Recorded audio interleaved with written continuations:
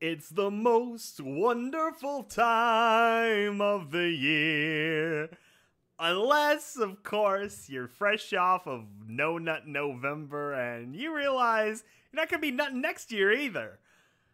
Hello, chat. Hello, internet people. I thought of doing a little live cast today anyway because I had a pretty shitty day personally in like some senses. But then I had the entertainment of watching on the Twitter the absolute shitstorm that Tumblr has started by Thanos gloving its community and given the old snap, and now half of Tumblr is going away on literally a kill date, December 17th. So since I was gonna stream anyway, I thought, might as well circle the boat.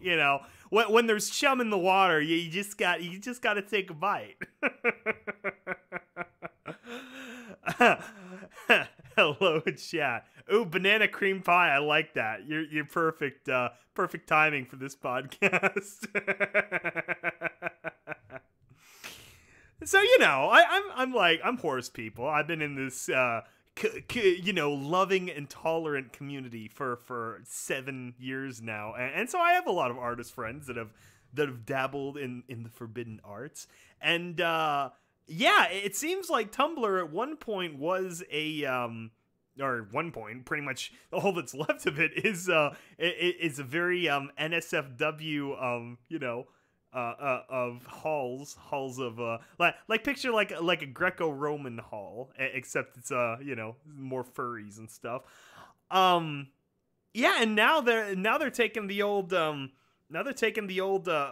Frankish approach and just busting that shit up. So I don't know what's going to happen.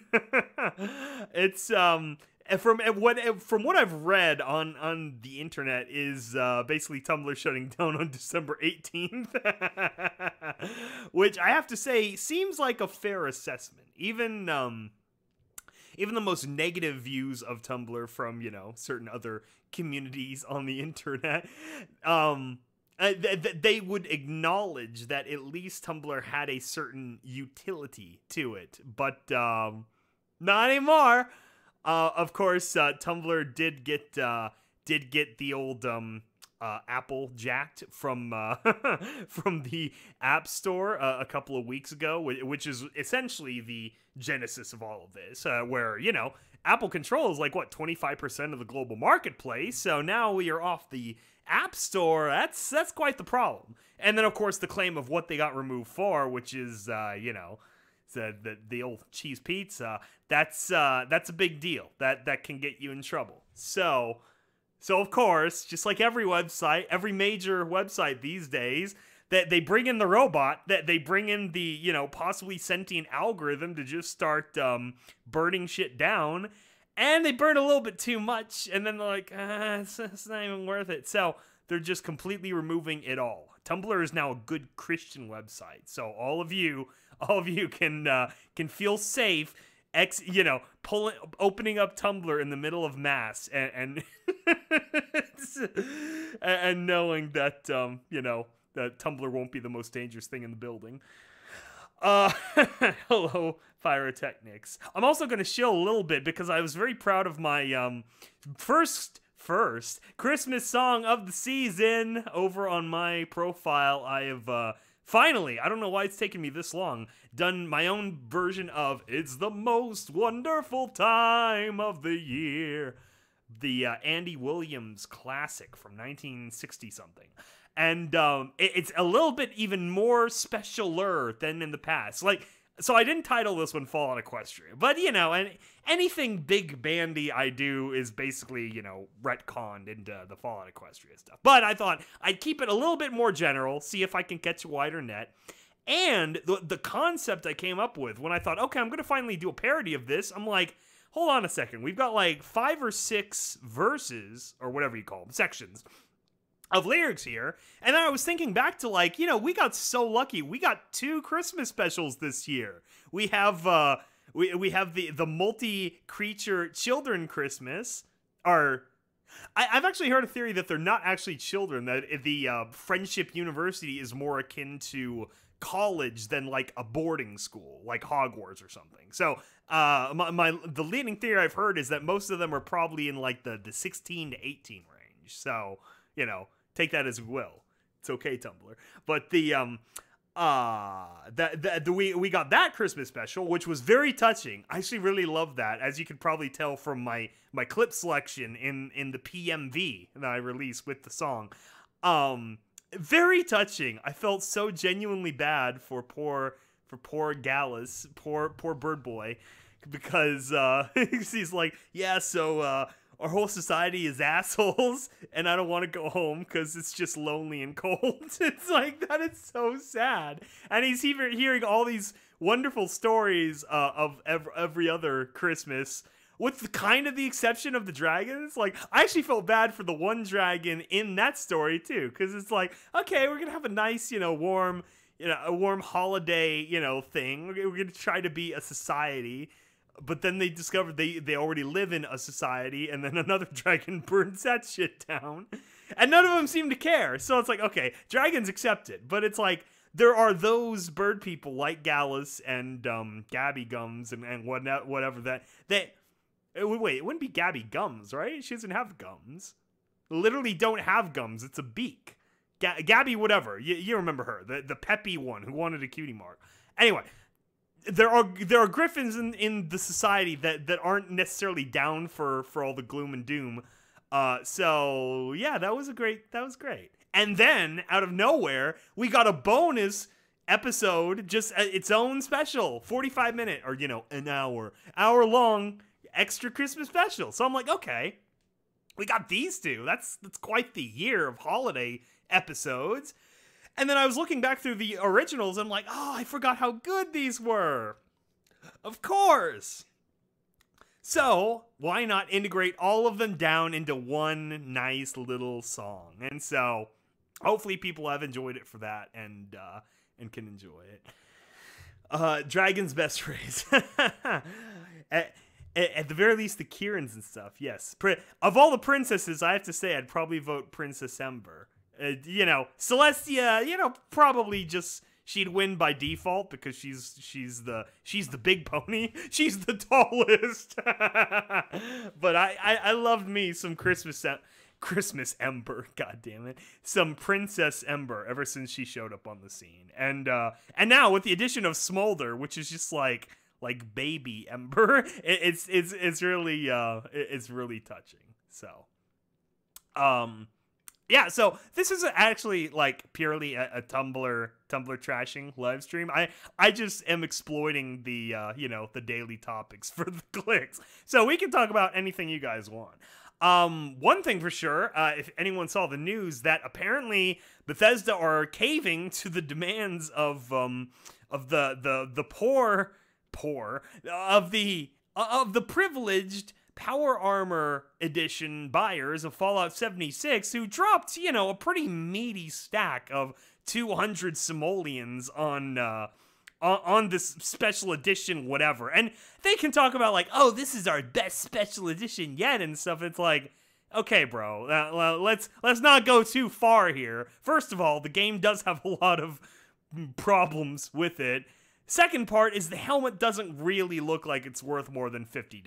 I mean, let's be perfectly clear. Maybe because you had to make like a limited run of it, it was more expensive. But like, in terms of like putting it on the shelf with like other Halloween store items, it really, I think $50 would be about the edge for it. It's not like it's a real steel, T-51 helmet with an actual like air filtration system and heads-up display like a freaking Google Glass or something. No. So they had a point, although it was obviously to pile on top of the fact that people are upset with with the station of the game itself. The fact that it was false advertising, the fact that you did advertise that you got this canvas bag with Westech on it, and it was the second largest item in the box. You can't just then give people some cheap-ass nylon, like, tarp shit and tell them to be happy about it. And then especially, I think honestly, the death knell was when it was revealed that it wasn't even the same bag, but it was canvas. That the special Greenbrier, you know, YouTube celebrities, they all got a canvas bag that just said Fallout on it, and so that was the end of it. That was when the ZeniMax lawyer went, so this isn't gonna fly. You gotta give them something, or they're gonna sue us, and we're gonna lose a lot of money. A full suit would probably be worth $200. Yeah, I mean, you know how these things are. You know, I get that they have the little voice changer, which is probably garbage, like every other Halloween voice changer thing. But it's like, you know, let's not pretend that $200 was like a conservative figure. Like, oh yeah, ZeniMax, they you know, wrote some of that money off for the good of the community for the give box. And then of course the pittance, the first offer of the 500 micro atoms, literally the most micro of transactions is atoms. Well, unless you want to get into string theory and quarks and stuff. But, you know, a very micro of transactions, 500 atoms. Oh yeah, we'll give you some of our imaginary in-game money that won't buy you shit. 500 atom, that's barely one paint job for your Pip-Boy, you know, in a fully open, like, you know, ecosystem. There probably would have been 100 Pip-Boy mods by now. So yeah, they're finally gonna like, oh god, we gotta make canvas bags now. Yeah, Merry fucking Christmas, Bethesda, you dicks. Oh man. Yeah, no, it's funny actually. When I finally experienced the game in sort of its intended purpose on that last live stream, well, with Needle and friends, it was fun. I very much enjoy that there is finally a multiplayer Fallout now, and I hope to play more multiplayer Fallout with Needle and some of my other friends and stuff. So that is good. I like that that's a thing. I'm sure this is going to be the last time they try that for quite a while. But it's like, they really could have done a little bit more, you know. It really did need like another year or two of development to be like, okay, we need a little bit more story. We need to make it a little bit more engaging. Have like a year's worth of like big special events built in for like what World of Warcraft did when they nuked the whole thing with Cataclysm. Yeah, that's cool. You know, make it so that rather than the people controlling nukes, maybe make the nukes part of the game scheme. You know, there's like one. You know, classic Fallout crap. There's one rogue government computer at the bottom of the Greenbrier, and that's got control over like the dozen unfired nukes in the area. And so over the course of like the first year or two, that slowly reshapes the map and adds new enemies or cracks open factories or whatever. I don't know.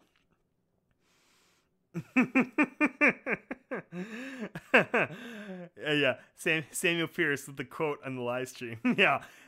We'll get a Christmas card together. Merry fucking Christmas, Bethesda, you dicks. Love Skybolt. It is fun with friends. Yeah, you see, the problem with me is I'm so far out of gaming with friends. It was strange, actually, because I haven't really done that much since, like, the Halo days. Like, Halo Reach and dabbles of 4 and 5, but most of my old Halo friends are long gone now. High school and stuff. So I really haven't played like multiplayer games in a long time, especially when the new consoles seem to make that like, you know, like nerfed that completely. And I'm not really like an Overwatch kind of person. I don't necessarily like games just for the, you know, the head-to-head smash and grab. Like Halo was fun because I already loved Halo for the story and music and blah blah blah, and it was very compelling and engaging. And then when my friends were online, I could pop on in and be like, okay, let's have some fun. And 76 is kind of the same way. But the problem with 76 I already see is I'm not going to have enough playtime solo because it won't engage me enough, where I'll get to high enough level that then it'll be like more fun with a group of people, like all those damn people we were with, all you wonderful bastards who are already at like level 70 and stuff. It's that was out of my hands, literally, because I didn't have the game in my hands for like a week or two. Did I tell the story? It might have gotten lost in the other back and forth going on between Needle and someone on the phone.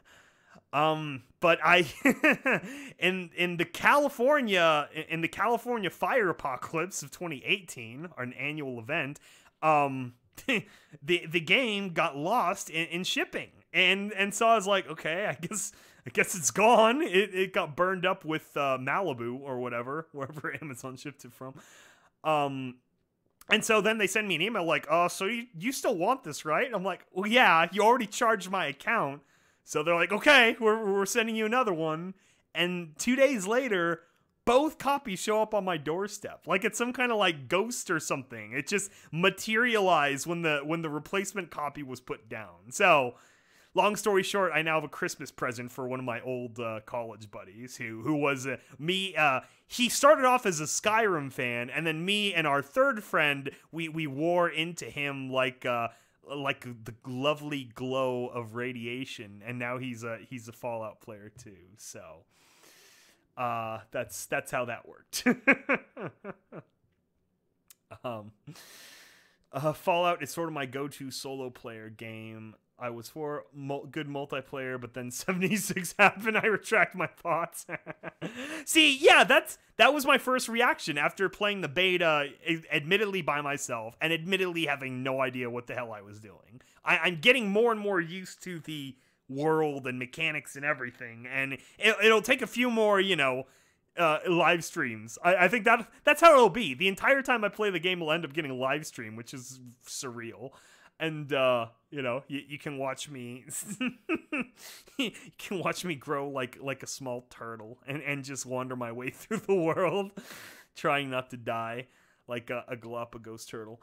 The silent hilling of the West Coast. That's not even a joke. It was nightmarish. Like you got to understand that California is like a trough. You've got You've probably heard the term Central Valley because there was a big federal works project for like 30 years, I want to say, or it was the Central Valley Project. And the whole point of it was essentially setting up a ton of levees and dams and just controlled infrastructure to kind of make use of the Sacramento-San Joaquin Delta, which is this giant stretch. It's like Minnesota, where you got thousands of little tiny rivers that feed one big water system, which ends up dumping in the San Francisco Bay. But all these tiny little rivers, like Minnesota, are a shitload of little lakes and like usable things, which for a barren hellscape desert like Southern California could really use.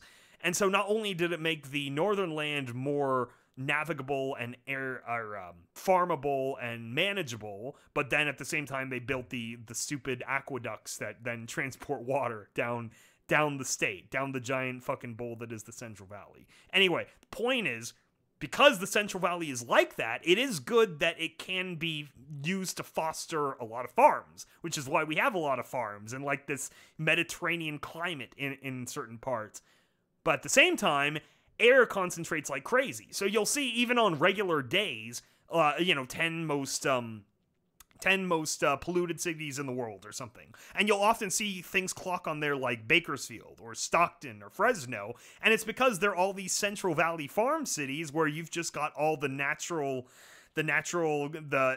exhaust from two big freeways, the I-5 and California 99. Then you got all the cow farts, the biggest cause of global warming, cow farts. Collecting methane and greenhouse gases in the valley, and then you've got everything else like fires. And so then when the campfire like exploded like a portal to hell and burned down paradise, which is still like a young adult fiction novel couldn't have written the circumstances that actually unfolded in California last month. Not only that, but the campfire is right. It started right next to literally the town of what was it called? Hellside or something like that. Something awful. Anyway, so all that smoke, it just ran down the valley, and it was this like dense Blade Runner, Silent Hill-esque impenetrable smog, and like they handed out like air breathers at work and stuff. It was nuts. Anyway, long story short, though, I did get the game and a second one. So I feel like I got a little bit more money out of it because my enjoyment of the game and my friends will both be hinged on us playing together. So I feel like, and it was delayed like a week, so I feel justified. So much with that present. Irradiated driving. Yeah, pretty much. You should put up pictures. I didn't think to take too many. All the best pictures would have been from work, and because I work in like the downtown, but it's not like the best view, or like I can't really like bring out my camera at work. But yeah, some of the pictures that were taken of like, especially San Francisco, because of course that's when they all freaked out, was when it finally hit the Bay, and all the San Francisco people were like, oh my god, what is this? Where's my weather?